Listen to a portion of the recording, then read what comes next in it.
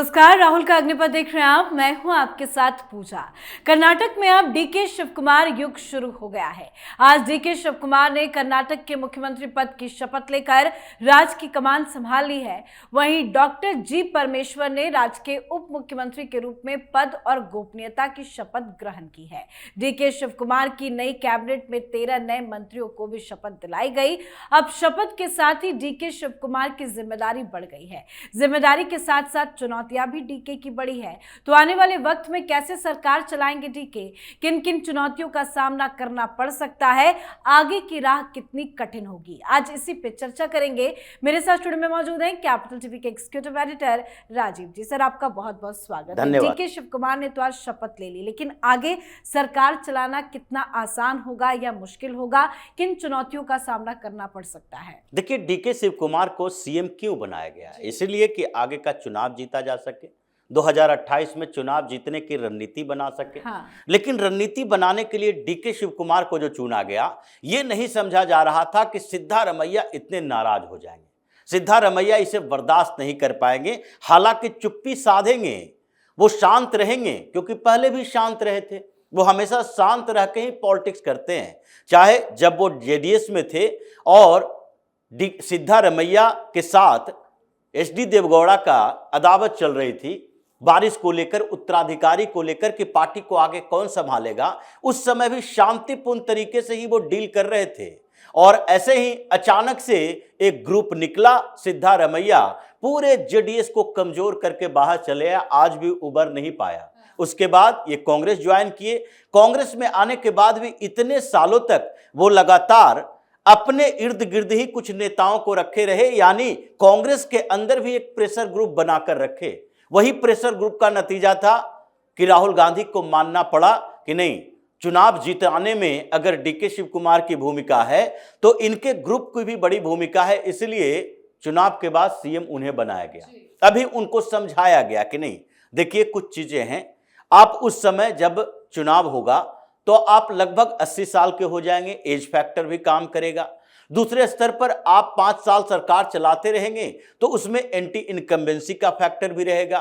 तीसरे स्तर पर डीके शिवकुमार जिस तरीके से आगे बढ़ रहा है, वैसे लगता नहीं है कि चुनाव में कोऑपरेट करेगा पार्टी को। और जैसे लोकसभा के चुनाव में डीके शिवकुमार के कारण हम कुछ सीटें हार गए, वैसे ही 2028 का चुनाव और फिर 29 का चुनाव भी हारना पड़ेगा। तो ये सारे फैक्टर काम किए और सिद्धारमैया इसे बर्दाश्त कर लिया कि सेंट्रल लीडरशिप के साथ सीधे लड़ाई मोल लेकर सरकार चलाना तो मुश्किल हो जाएगा। लेकिन आगे क्या, सिद्धारमैया इतने दिनों से केवल लॉबिंग ही कर रहे हैं और लॉबिंग शांतिपूर्ण तरीके से कर रहे हैं। डीके शिवकुमार के साथ मुस्कुराकर बात करते हैं, लेकिन अंदर खाने में कुछ और काम करते हैं। वो डीके शिवकुमार से कोई बातचीत पार्टी, संगठन, सरकार को लेकर नहीं करते। अब सीधे वो आला कमान की बात करते हैं, यानी राहुल गांधी के साथ। इसीलिए शपथ ग्रहण से एक दिन पहले तक सिद्धारमैया को मनाने की कोशिश, सीडब्ल्यूसी के मेंबर बनाया गया सिद्धारमैया को, उनके सीएम आवास पर फैसला किया गया, उनके बेटे यतेंद्र सिद्धारमैया को सरकार में शामिल किया गया और उसके बाद उन्हें छूट दी गई कि संगठन में जो बदलाव आगे होगा तो जो प्रदेश अध्यक्ष बनाया जाएगा उसमें सबसे बड़ी भूमिका आपकी होगी, डीके शिवकुमार की नहीं होगी। और माना जा रहा है, हो सकता है बीके हरिप्रसाद वही पार्टी के अध्यक्ष बने, क्योंकि जरकी होली की बात चल रही थी, वो तो अब कैबिनेट में शामिल हो गए। तो बड़ी समस्याएं क्रिएट करके सिद्धारमैया डीके शिवकुमार के लिए गए हैं। आगे उनका कैबिनेट भी उनके साथ खड़ा नहीं रहेगा। कैबिनेट में जब ये मीटिंग होगी, परफॉर्मेंस देखा जाएगा, तो डीके शिवकुमार की इतनी क्षमता नहीं है कि किसी मंत्री को ये कह सके कि आपके मिनिस्ट्री में कुछ परेशानी चल रही है। यानी कैबिनेट अभी सिद्धारमैया के साथ, वहां का संगठन सिद्धारमैया के साथ, और इधर सीएम बने हैं डीके शिवकुमार। तो चुनौती तो बड़ी है इनके लिए इस मामले में, यानी पॉलिटिकली चुनौती बड़ी तो कुछ क्या बड़े फैसले ले पाएंगे क्या डीके शिवकुमार, या सिद्धारमैया पर ही डिपेंड होना पड़ेगा? देखिए, अभी बड़े फैसले तो ये पॉपुलिस्ट कुछ योजनाएं लागू कर सकते हैं जो राहुल गांधी से वादा करके आए थे, और जिन योजनाओं के कारण सिद्धारमैया बदनाम हुए। यानी कि जब उन्होंने फ्री पास दिया महिलाओं के लिए, बजट इतना कम हो गया कि कर्नाटक के 93 विधायक जो कांग्रेस के ही थे, उन्होंने चिट्ठी लिखी थी कि देखिए हमारे विधायक फंड जो होता है उसमें पैसा ही नहीं है, अपने क्षेत्र में काम कैसे कर पाएंगे। तो फिर धीरे धीरे उन्होंने बजट को ठीक किया, कुछ योजनाओं को कम किया और उसके बाद फिर उस पर बैरियर लगाया कि नहीं सारे लोगों को इस तरह से फ्री का फायदा नहीं दिया जा सकता, सिलेक्टिव लोगों को सिलेक्टिव तरीके से दिया जा सकता है। तो फिर बजट सीधे तौर पर आया था। अब 2 साल के अंदर ये राहुल गांधी ने कहा जितनी योजनाएं, जितनी मुफ्त की सेवाएं हैं वो सिद्धारमैया ने जो शुरू किया था उससे भी आगे बढ़कर दो, और इसलिए 4-5 योजनाएं तत्काल ये लागू करेंगे। लेकिन ये सरकार और संगठन की बात नहीं है, लीगल बैटल भी साथ साथ चल रहा है, विवाद इनके साथ आ गया है और इनके ही कुछ लोग डीके शिव कुमार के साथ दगाबाजी करने वाले हैं। अब ये संभावना है, जिस तरीके से डीके शिव कुमार के खिलाफ केसेस चल रहे हैं, 19 मुकदमे हैं डीके शिव कुमार के खिलाफ और उसमें करप्शन के ज्यादा केसेस हैं। एक केस मनी लॉन्ड्रिंग का है और उस मनी लॉन्ड्रिंग के चार्जेज में डीके शिव कुमार के दिल्ली आवास पर भी छापा पड़ा था।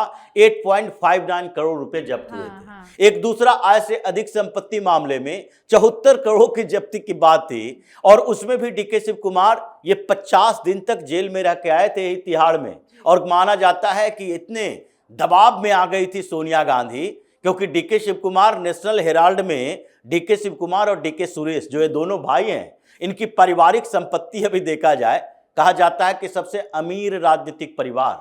1400 करोड़ रुपया दिखाया था डीके शिव कुमार ने और 559 करोड़ रुपया दिखाया था डीके सुरेश ने जब ये पिछली बार चुनाव लड़ रहे थे।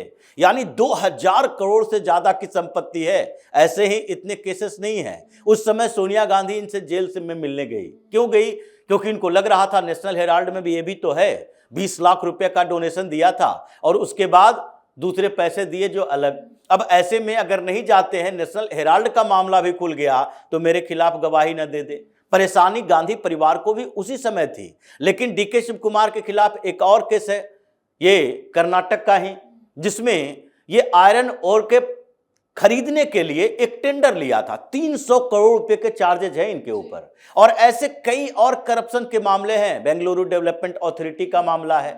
इन सारे मामलों में ज्यादातर मामले सीबीआई और ईडी के पास है, कुछ लोकायुक्त के पास है। पिछले साल जब इनकी सरकार बन गई थी उसके बाद इन्होंने कैबिनेट की तरफ से एक फैसला लिया और इनको कहा गया कि नहीं सीबीआई ने इनके ऊपर जो चार्जेस लगाए हैं वो लोकायुक्त को भेज देते हैं, सीबीआई का एफआईआर रद्द कर देते हैं। अब वहां से चलता हुआ यह मामला सुप्रीम कोर्ट गया। सुप्रीम कोर्ट ने कहा कि नहीं, ओरिजिनल एफआईआर जो सीबीआई के पास है उसको खारिज नहीं किया जा सकता, वो तो ज्यों का त्यों रहेगा, उस पर तो इन्वेस्टिगेशन चलेगा। आप लोकायुक्त से जांच करवाना चाहते हैं, जांच करवाइए। अभी लीगल बैटल में भी डीके शिव कुमार ज्यादा फंसे हैं। तो इसका मतलब है कि एक तरफ सरकार में समस्या, दूसरी तरफ संगठन पर कब्जा खत्म हो गया, तीसरी तरफ सिद्धारमैया का रोड़ा और चौथी तरफ कैबिनेट के ही इनके लोग जो इनके कामों को में अवरोध पैदा करने की कोशिश करेंगे ताकि 1 साल के अंदर इनके ऊपर इतना दबाव बने कि सिद्धारमैया की वापसी किसी तरह से हो। और चौथे, ये जो चारों तरफ से घिरे हुए हैं ये लीगल मामले में 19 केसेस, 74 करोड़ की कुछ समय पहले की जब्ती और अब ये 1400 करोड़ का मामला। यानी सारा मिलाकर अगर देखा जाए तो अगर ईडी ने समन भेजना शुरू कर दिया तो इनका भी हाल वही होगा जो अरविंद केजरीवाल मुख्यमंत्री हैं और समन पर समन भेजा जा रहा है। जैसे हेमंत सोरेन मुख्यमंत्री हैं और उनके समन पर समन भेजा जा रहा है, बीच में गिरफ्तारी भी कर ली गई है। तो ऐसी स्थितियां दिख रही है कि सिद्धारमैया एक तरफ इनके लिए रोड़ा अटकाएंगे और हो सकता है कि वो आगे देवगौड़ा की पार्टी से मिलजुल कर, जो अभी गठबंधन में है भारतीय जनता पार्टी के साथ, कुछ ऐसा बड़ा खेल कर दें जिसके कारण डीके शिव कुमार को मजबूरी में बीच में ही इस्तीफा देना पड़ जाए। बिल्कुल, बहुत बहुत धन्यवाद सर समझाने के लिए। धन्यवाद। तो 8 बार विधायक रहे और कर्नाटक प्रदेश कांग्रेस कमेटी के अध्यक्ष डीके शिव कुमार आज लोक भवन में कर्नाटक के 34वें मुख्यमंत्री के रूप में शपथ ले ली है। सिद्धारमैया की कुर्सी से विदाई हो गई है, पर पार्टी से कंट्रोल सिद्धारमैया का पूरी तरह से खत्म नहीं हुआ है। आज 13 मंत्रियों को भी शपथ दिलाया गया। आगे चलकर कैबिनेट का भी विस्तार होगा, पर शपथ के साथ ही डीके की परेशानी शुरू हो गई है। सरकार को सही ढंग से चलाना डीके के लिए सबसे बड़ी चुनौती होगा। तो देखते हैं आने वाले वक्त में कर्नाटक की राजनीति में क्या कुछ बदलाव देखा जाता है। आप भी अपनी राय कमेंट करके लिखिएगा। देखते रहिए कैपिटल टीवी। नमस्कार।